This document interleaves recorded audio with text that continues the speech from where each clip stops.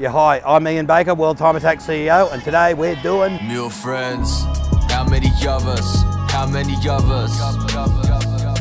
Mule friends, mule friends. Mule friends, how many of us? Pizzas and burgers, yeah. Mule friends, mule friends.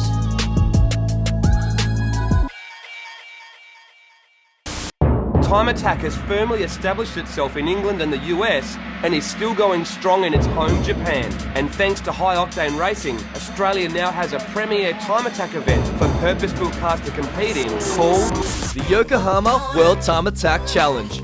The biggest event of its kind in the world, teams from around the globe head to Sydney, Australia to battle it out in pursuit of that one perfect lap.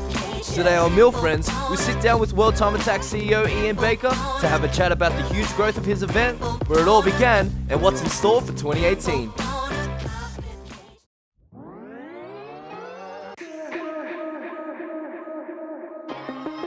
We're having lunch today at Kashiwa Yakiniku. It's a small Japanese barbecue spot in Crow's Nest just off the Pacific Highway. For around $20, you can get a mixed plate of 3 or 4 choices to grill up yourself. It's great value for an authentic charcoal grilled Japanese lunch. Before we got stuck in, we had to know, how did World Time Attack all begin? We took Mark Berry's car to Japan, the high-octane R32 to Japan in '07. And when we were over there, it was all new to us, and we had the wrong tyres, and we couldn't order it. All the soft tyres had to be pre-ordered, and so it was a bit of a certainly a learning experience. But when we were there, I said to him, geez, we should do something like this back home, and he said, if you do that, I'll build a new car. And that's sort of how it all started. I've been here before, just as a spectator of the event, and I basically mentioned it to Mark and Russell earlier in the year, and we brought them over here to have a look at for the Tuning Power exhibition, and made the decision to bring the car over. As the car's progressed and people have seen what we're doing, some of the companies have actually approached me and asked how do we get involved with it. But now that it's opened up to the world, basically, it's internationally known. Yep. Is it easier to find international competitors, people who want to, prove it on Australian soil? Certainly is easy to find more international competitors. From what I can see, it's almost like if you want to race an endurance car racing, Le Mans is where you want to go, and probably Time Attack people from around the world would aspire to come here, I'd imagine. We're certainly seeing that more and more as the years go on, The Yokohama World Time Attack Challenge has truly become the global mecca for the sport. Ian has always made sure that while racing is at the core of the event, the festival that surrounds it keeps crowds growing year on year.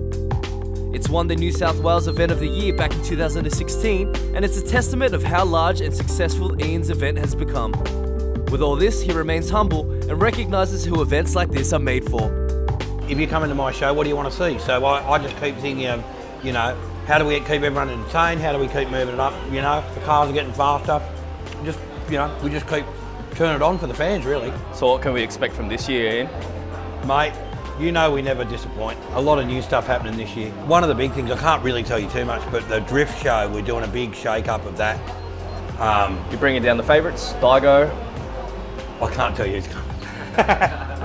What I can tell you is that the guys from D1NZ will be running our show this year. So we're bringing over the whole team.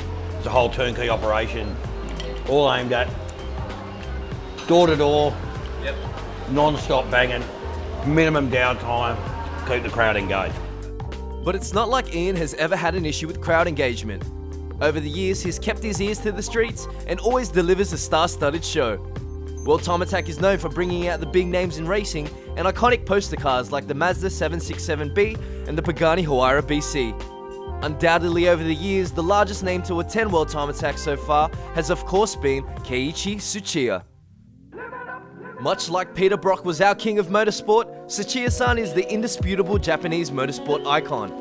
And unlike other big budget events who pay to play with their headliners, the reason the Drift King keeps coming back further solidifies World Time Attack's credibility. He's not just a racing car driver, he's a car enthusiast. Stuff he does with Hot Version and all those videos in Japan, it's all because he loves doing that. So, to be able to be involved with us, he loves it. And what I will tell you is he's actually entered this year. So he's actually driving in competition. Keiichi Tsuchiya is entering World Time Attack. I can't tell you what he's driving though, but what I will tell you, it'll blow your mind when you do see it. So you'll have to stay tuned for that one. As the event and the sport of time attack has evolved in the last decade, one thing remains constant, and that is the guidance and leadership of Ian Baker. He remains true to his core values no matter how big the event keeps getting. There's no diluting the essence of the World Time Attack Challenge, and we're sure that in 2018, the event will keep to breaking records and not promises. Thanks for watching this episode of Meal Friends. Remember, if you'd like any more information about World Time Attack, where to get merch, or where we ate today, the links are in the description box below. Please remember to like, share and subscribe, and hit that little bell to get the notifications of the next Meal Friends episodes. Meal Friends.